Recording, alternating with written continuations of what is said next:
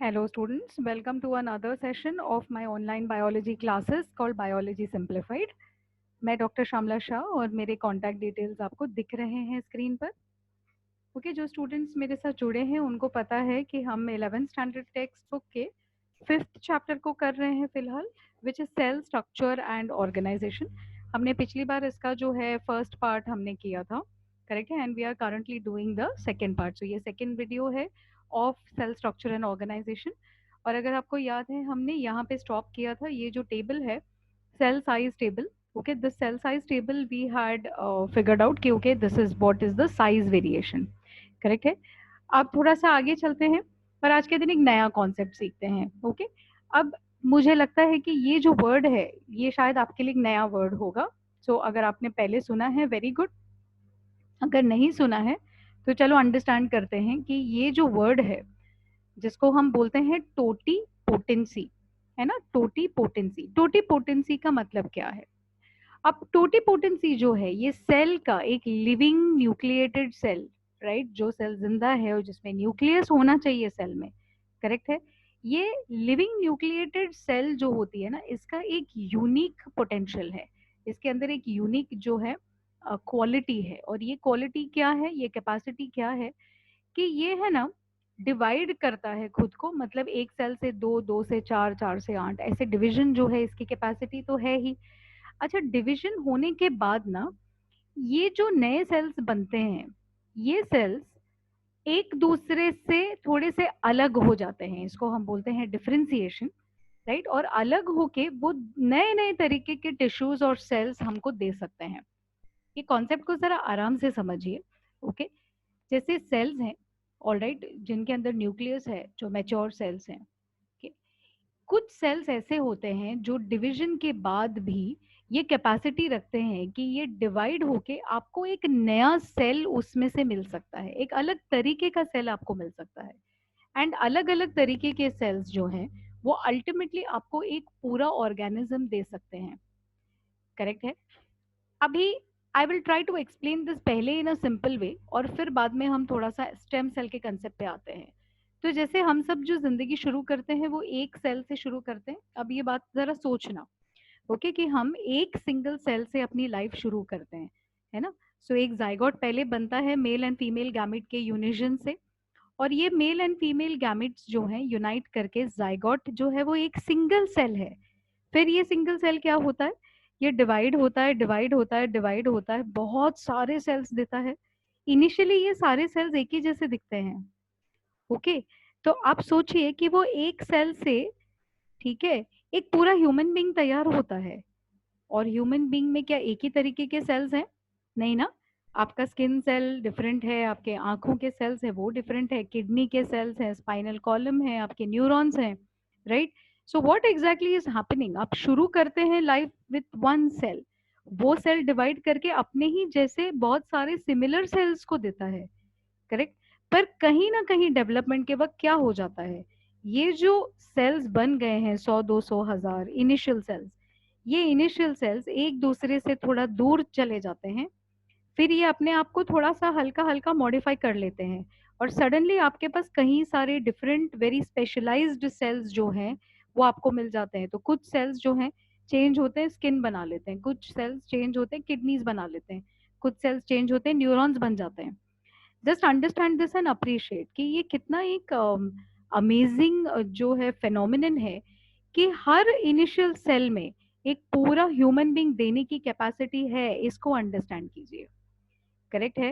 मैंने क्या कहा कि आपके इनिशियल सेल में और उससे आने वाले जो कुछ सेल्स हैं उनमें पूरा का पूरा ह्यूमन बीइंग बनाने की कैपेसिटी है, शक्ति है, वो सारे जेनेटिक रिक्वायरमेंट्स हैं, ओके। तो what can we say that these cells have the capacity to differentiate and to give any type of cell, कोई भी तरीके का सेल वो बना सकते हैं। वही सेल से किडनी के सेल भी आ रहे हैं, उसी सेल से स्किन भी बन रहा है, उसी सेल से न्यूरॉन भी बन रहा है, समझ में आ रही है बात। तो दैट मीन्स क्या, हर एक इंडिविजुअल सेल के अंदर एज लॉन्ग एज उसमें न्यूक्लियस है, उसमें वो कैपेसिटी है, वो क्षमता है कि वो एवरी टाइप ऑफ सेल बना सकता है, ओके। और एक नया ऑर्गेनिज्म जो है उसको वो it can give rise to, या उसको बना सकता है, करेक्ट है। तो ये जो पोटेंसी है कि हर सेल में 100% पोटेंशियल है एक पूरा ऑर्गेनिज्म बनाने के लिए. It has total potential, right? To make a total organism, it has that total potential, and so we call it totipotency. Correct? It's a very very important concept. Correct? अब totipotency आती क्यों है? क्योंकि हर cell में okay पूरा का पूरा genetic information एक ऑर्गेनिज्म के उसके न्यूक्लियस में अंदर होता है. आपने स्किन सेल निकाल लिया, उसके अंदर आपके पास न्यूक्लियस है. अच्छा, वो न्यूक्लियस में भी वही 46 क्रोमोसोम्स हैं. ओके, जो आपके किडनी के सेल के अंदर है, जो आपके न्यूरॉन के सेल के अंदर है. तो हर एक सेल में वो सेम जेनेटिक इम्प्रिंट जो है वो है. इसीलिए उनके अंदर एक कैपेसिटी होती है कि वो डिफरेंशिएट करके आपको कोई भी सेल बना के दे सकते हैं. राइट? तो बस समझने की बात क्या है कि जब ये एनिमल पूरी तरह से बन जाता है तो हमारे ये जो डिफरेंशिएटेड सेल्स है ना, उनकी वो कैपेसिटी चली जाती है कि वो वापस से पूरा ऑर्गेनिज्म दे सकते हैं. फॉर एग्जाम्पल, इनिशियल टाइम पे जो गुच्छा ऑफ सेल्स है, before they change into the skin cell और द किडनी सेल, उनके अंदर कैपेसिटी होती है. बट जब वो किडनी के सेल बन जाते हैं या वो न्यूरोनल सेल बन जाता है, तो फिर वो न्यूरॉन और किडनी सेल जो है वो कंप्लीटली डिफरेंशिएटेड सेल होता है. उसको हम बोलते हैं कमिटेड सेल. ओके, और कमिटेड सेल्स जो है पर्टिकुलरली एनिमल्स में, ये वापस से आपको बैक जाके नॉर्मल सेल्स और फिर वापस से एक ह्यूमन बीइंग दे देंगे. वो जनरली जो है वो नहीं होता है. करेक्ट है? तो अगर हमको एनिमल सेल में देखना है कि किस तरीके के सेल्स में टोटिपोटेंसी होती है, तो वो होते हैं एम्ब्रियो लेवल पे, है ना, जब एनिमल एम्ब्रियो फॉर्म में होता है. करेक्ट है? When the baby is still being formed inside the embryo, alright, तो वो एम्ब्रियोनिक एनिमल सेल, उसमें टोटिपोटेंसी होती है और इसको हम बोलते हैं stem cell. I am very sure कि आजकल के बच्चे बहुत मतलब पढ़ते हैं ये सब. There is a lot of information that comes in. तो आई एम वेरी श्योर कि आपने स्टेम सेल या तो कभी पढ़ा होगा अपनी स्टडीज में, या तो कहीं ना कहीं आपने इस चीज को रीड जरूर किया होगा. तो स्टेम सेल क्या है? स्टेम सेल एनिमल्स में एम्ब्रियो लेवल के वो सेल्स हैं जो अल्टीमेटली आप उनको अगर थोड़ा सा हार्मोनल ट्रीटमेंट और थोड़ा सा एक अच्छा एनवायरनमेंट दे देंगे, तो ये स्टेम सेल्स आपके स्किन के भी सेल्स बना सकता है, आपके किडनी के भी सेल्स बना सकता है, न्यूरोनल सेल्स भी बना सकता है. तो इमेजिन कीजिए एक ऐसा सिनारियो, ओके, जहाँ पे हो सकता है कि एक ह्यूमन बीइंग को समझिए ब्रेन में डैमेज हो जाता है या उसको स्ट्रोक हो जाता है ना, पैरालिसिस हो जाता है, नर्व्स की डैमेज होती है. अब नॉर्मल सिचुएशन में ये चीज हील नहीं की जा सकती है. ऑलराइट, फिलहाल के कंडीशन में हमारे पास कन्वेंशनल जो मेडिकल साइंस है उसमें हमारे पास इसके लिए ट्रीटमेंट्स नहीं है. अब मान लीजिए सपोज हमारे पास स्टेम सेल्स हैं इस इंडिविजुअल के. तो अगर कोई ऐसी टेक्नोलॉजी बन जाए जिससे ये स्टेम सेल को हम लैब में कल्चर करें, उसको ग्रो करें, और ये स्टेम सेल से हम न्यूरॉन सेल्स बना दें, और वो न्यूरॉन सेल्स को हम इस पेशेंट के अंदर इंजेक्ट कर दें, तो क्या हो सकता है कि जो डैमेज न्यूरॉन्स हैं, जो नर्व्स की डैमेज हुई है, उसको हम ठीक कर सकते हैं, है ना. We can cure. कुछ कुछ ऐसे डिजीजेस हैं जो जेनेटिक हैं जिनका क्योर नहीं है. कुछ डिजीजेस या कुछ प्रॉब्लम्स ऐसे हैं, एक्सीडेंट्स हो जाते हैं जहाँ पे डैमेज इतना इरिवर्सिबल है कि उसको ठीक नहीं किया जा सकता. राइट? बट अगर हम स्टेम सेल टेक्नोलॉजी पर ध्यान दें, तो चांसेस आर कि हम ऐसे बहुत भयंकर प्रॉब्लम्स को सॉर्ट आउट कर सकते हैं from a medical stand point. Correct? So I hope that you have understood this concept. Totipotency एक ऐसा पोटेंशियल है कुछ कुछ सेल्स में, पर्टिकुलरली जब एनिमल यंग होता है, एम्ब्रियो लेवल पे होता है, तो उसके पास बहुत सारे भरमार में ये ऐसे सेल्स होते हैं जिसको हम स्टेम सेल बोलते हैं, जिसके अंदर ऐसी कैपेसिटी होती है कि वो डिवाइड एंड डिफरेंशिएट करके बॉडी के किसी भी हिस्से का सेल आपको दे सकता है. करेक्ट है? प्लांट्स में ये कैपेसिटी नेचुरली रहती है, even in a completed plant. Okay, तो बड़ा से बड़ा प्लांट भी अगर आप उसके सेल्स निकालेंगे, तो उसमें से आप बस सेल्स में से नया प्लांट बना सकते हैं. ओके, ये आप स्टडी करेंगे लेटर, इसको बोलते हैं टिश्यू कल्चर. सो प्लांट्स में टोटिपोटेंसी जो है वो लगभग सारे अडल्ट सेल्स में भी होता है. बट एनिमल्स में, once the animal body gets formed and differentiation happens, तो थोड़ा सा टोटिपोटेंसी हर एक सेल का कम हो जाता है. बट स्टेम सेल्स में ये टोटिपोटेंसी अभी भी रहती है. करेक्ट है? तो ऑब्वियसली इसके बहुत सारे मेडिकल एप्लीकेशन है स्टेम सेल टेक्नोलॉजी का, जैसे मैंने कोशिश की है आपको समझाने की. करेक्ट है? ओके. अब ये श्लाइडन एंड श्वान थियोरी है.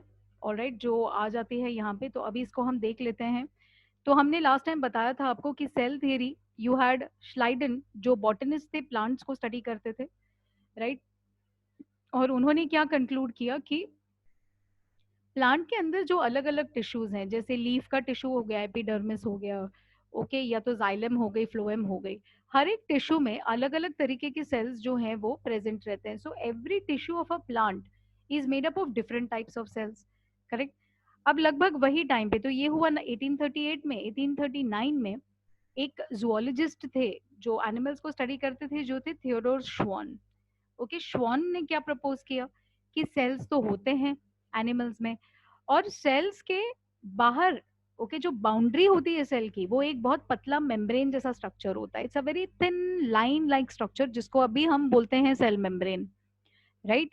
प्लस उन्होंने ये भी बोला कि अगर सेल को सेल वॉल है तो वो बहुत इंपॉर्टेंट चीज है प्लांट सेल्स की। प्लीज अंडरस्टैंड कि एनिमल सेल में सेल वॉल नहीं होता है ना, we don't have a wall. ये हम स्टडी करेंगे अभी जब हम कैरेक्टरिस्टिक्स को इंडिविजुअली डिटेल में करेंगे। Okay, so cell membrane is always there in an animal cell, and plant cell में सेल मेम्ब्रेन के साथ साथ में सेल वॉल भी होता है, जो एक यूनिक कैरेक्टर है, करेक्ट है। तो इन दोनों की टोटल स्टडी को जब कंबाइन किया गया तो एक प्रोपोजिशन या एक ऑब्जर्वेशन हुई कि प्लांट एंड एनिमल के जो सेल्स हैं ये या प्लांट्स और एनिमल्स जो हैं ये बनते किससे हैं? ये बनते हैं सेल से, और सेल से बनाए हुए प्रोडक्ट से, ओके। जैसे फॉर एग्जांपल सेल्यूलोज है वॉल में, तो सेल्यूलोज सेल ही बनाता है। तो एनिमल और प्लांट की बॉडी एक्चुअली बिल्डिंग ब्लॉक इसकी क्या है?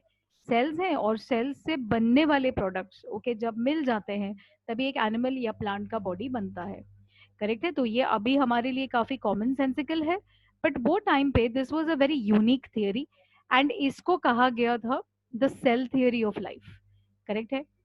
अभी क्या हो गया है कि सेल थियरी जो है, राइट, हमने पहले देखा था कि रॉबर्ट वर्चॉफ ने, और फिर उसके बाद जो नए नए स्टडीज आए उसके वजह से जो नए चेंजेस आए, उनको सबको हमने मिला करके एक मॉडर्न सेल थियरी बना लिया है।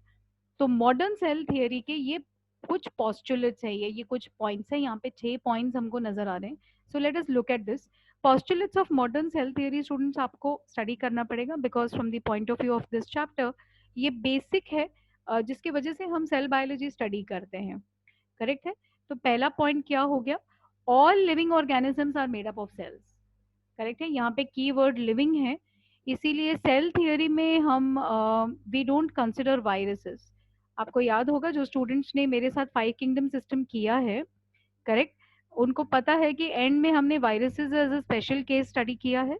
जिन्होंने वो वीडियो नहीं देखा है, अभी अभी मेरे साथ में कनेक्ट हुए हैं, तो please do go and see that chapter, आपके जो है कंसेप्ट क्लियर हो जाएंगे। वायरसेस में सेल स्ट्रक्चर नहीं होता, क्योंकि हम वायरसेस को 100% लिविंग जो है वो कंसिडर नहीं करते, करेक्ट है। So all living organisms are made of cells. अच्छा, living cells pre-existing cells से आते हैं, ये हमने याद है किया था पिछले सेशन में। ओमनिस सेल्यूला ये सेल्यूला याद है, वर्चॉफ। तो वर्चॉफ ने क्या कहा था कि नया सेल कब बनेगा? जब पुराना सेल डिवाइड करेगा, है ना। पुराना सेल जब 2 हिस्सों में अपने आप को डिवाइड कर लेगा तो आपके नए सेल बनेंगे, फिर वो 2 के 4, 4 के 8 ऐसे होंगे, करेक्ट है। सो सेल्स जो है ये प्री एग्जिस्टिंग सेल्स से आते हैं, करेक्ट है, इतना समझ आ गया। अच्छा, अब आ जाता है सेल जो है वो क्या है, structural and functional unit of life है। ये भी हमने चैप्टर के बिल्कुल बिगिनिंग में ही देख लिया है कि किसी भी लिविंग बॉडी को आपको बनाना है तो आपका बेसिक मटेरियल क्या है? सेल है, तो वो स्ट्रक्चरल यूनिट हो गया। अच्छा, जो लिविंग ऑर्गेनिज्म सारे फंक्शंस करता है, वो सारे फंक्शंस आपका एक इंडिविजुअल सेल भी कर सकता है। वो रेस्पायर कर सकता है, इंटरनल सर्कुलेशन दिखा सकता है, रिप्रोडक्शन कर सकता है। सो सेल क्या हो जाता है? किसी भी लिविंग थिंग का स्ट्रक्चरल और फंक्शनल यूनिट वो हो जाता है, करेक्ट है। ओके, अभी और एक नया कॉन्सेप्ट इसमें ऐड होता है। सपोज आपके पास, मान लीजिए इतने कम नहीं होते, but I am just saying कि आपके पास 100 सेल्स हैं। अब हर एक सेल एक अलग अलग एक्टिविटी कर रही है। फॉर एग्जाम्पल, एक सेल समझिए ग्लूकोज को ब्रेक डाउन कर रही है, दूसरा सेल जो है वो रेस्पिरेशन कर रहा है, तीसरा सेल ग्लाइकोजन बना रहा है, करेक्ट है। तो अगर एक ऑर्गेनिज्म में 100 सेल्स हैं, तो हर एक सेल की एक्टिविटी को अगर मैं टोटल कर दूं, total activity of the cell, तो मेरे पास ऑर्गेनिज्म की एक्टिविटी ऑटोमेटिकली आती है। क्या मतलब इसका? सिंपल है। इफ आई से कि एक ऑर्गेनिज्म है जो ग्लूकोज खा के जिंदा रह सकता है। क्यों? क्योंकि उसका सेल ग्लूकोज ब्रेक डाउन करता है। रिमेंबर, उसके पास एक सेल था जो ग्लूकोज ब्रेक डाउन करता है। ऑलराइट, अगर मैं ये बोलूं कि ऑर्गेनिज्म ऐसा है जो ग्लाइकोजन बना सकता है, तो क्यों? क्योंकि उसके पास एक सेल है जो ग्लाइकोजन बना रहा है। समझ में आ रहा है मैं क्या बोलने की कोशिश कर रही हूँ? अगर एक ऑर्गेनिज्म 100, 200, 5,000, 10,000, 1 लाख अलग अलग तरीके के एक्टिविटीज या रिएक्शंस कर सकता है, तो वो क्यों कर सकता है? क्योंकि उसके पास इंडिविजुअल सेल्स या कलेक्शंस ऑफ सेल्स हैं जो हर एक मेटाबॉलिक एक्टिविटी को कर रहे हैं। तो सारे मेटाबॉलिक एक्टिविटीज ऑफ सेल को मैं अगर सम अप कर दूं, तो मेरे पास वो सारे जो है एक्टिविटीज आ जाते हैं जो एक कंप्लीट ऑर्गेनिज्म कर सकता है। करेक्ट है? So total activity of cell is equal to total activity of organism. है ना? Very simple to understand. अच्छा, अब आता है और एक इंपॉर्टेंट चीज। सेल्स में एनर्जी को ट्रांसफॉर्म करने की एबिलिटी होती है। ट्रांसफॉर्म मतलब क्या? हम खाना खाते हैं, खाने के अंदर या ग्लूकोज के अंदर अगर हम ग्लूकोज को ब्रेक डाउन करते हैं, तो ग्लूकोज के अंदर होता है केमिकल एनर्जी, है ना? बॉन्ड्स में केमिकल एनर्जी है। हम उसको ब्रेक डाउन करके दूसरे टाइप की एनर्जी मॉलिक्यूल बना सकते हैं। करेक्ट है? उसमें से हम हीट भी जनरेट कर सकते हैं, दूसरे टाइप के मॉलिक्यूल्स बना सकते हैं। तो वी कैन चेंज एनर्जी और transform energy using the cell. Right है? तो ये एक वेरी इंपॉर्टेंट एस्पेक्ट है, ये मेटाबॉलिज्म का ही एक हिस्सा है। ओके, तो ट्रांसफॉर्मेशन या change in the type of energy, that is also important for a cell. Correct? And lastly but again very importantly, कि सेल्स में न्यूक्लिक एसिड होना चाहिए। करेक्ट है? आपको पता है कि आपके न्यूक्लियस में डीएनए होता है, क्रोमोसोम्स होते हैं, which is made up of DNA. Correct है? तो दो इंपॉर्टेंट न्यूक्लिक एसिड्स होते हैं, deoxyribose nucleic acid and ribose nucleic acid. So ये होता है डीएनए, ये होते हैं आरएनए। ये दो बड़े बड़े मॉलिक्यूल्स हैं, ओके, जो प्रैक्टिकली हमारे सेल को चलाने में मदद करते हैं। हमारे सेल के अंदर की जितनी भी इंफॉर्मेशन है, जो भी वो कर सकता है, ओके, उसका मास्टर प्लान होता है ये डीएनए के अंदर। और ये मास्टर प्लान को वर्कआउट करने के लिए हम आरएनए की मदद लेते हैं। तो हर एक सेल में डीएनए और आरएनए का होना बहुत जरूरी है। डीएनए टिपिकली न्यूक्लियस में रहता है, okay, and RNA nucleus and cytoplasm दोनों में रहता है। करेक्ट है? तो ये जो कुछ टेनेट्स हैं या ये जो 6 पॉइंट्स है, these are very important to understand what we call the modern cell theory. Correct है? I hope that you are with me till here and it's very simple, है ना? सिंपल है अंडरस्टैंड करने के लिए। अगर आप अंडरस्टैंड कर लेंगे तो आपको ये सारे पॉइंट्स याद रखने की भी जरूरत नहीं है। आपको ऐसे ही जो है आप सेंटेंसेस आराम से फ्रेम करके लिख सकते हैं। Right? So you don't have to mug up anything, you just have to understand क्योंकि क्या बोल रहे हैं। अगर वो याद, वो अंडरस्टैंड हो गया, तो फिर आप इजीली आंसर्स जो है वो लिख सकते हैं। करेक्ट है? अभी थोड़ा सा आगे बढ़ाते हैं, ओके, अपने डिस्कशन को, और let's go for different kinds of cells. Right? तो ये अभी जो है ये थोड़ा टेक्निकल डिस्कशन है, कोर डिस्कशन है। राइट? तो कितने भी लिविंग ऑर्गेनिजम्स को, अगर आप कोई भी ऑर्गेनिज्म को, लिविंग ऑर्गेनिज्म को लेंगे और उसके सेल को स्टडी करेंगे, तो अभी हमको पता है कि प्लांट हो, एनिमल हो, फंगस हो, भी कोई भी लिविंग ऑर्गेनिज्म हो, उसमें आपको सेल तो मिलना ही मिलना है। अब बात ये आती है कि क्या सारे सेल्स एक ही जैसे बिहेव करते हैं? क्या bacterial cell, animal cell, fungal cell सब सेम ही है?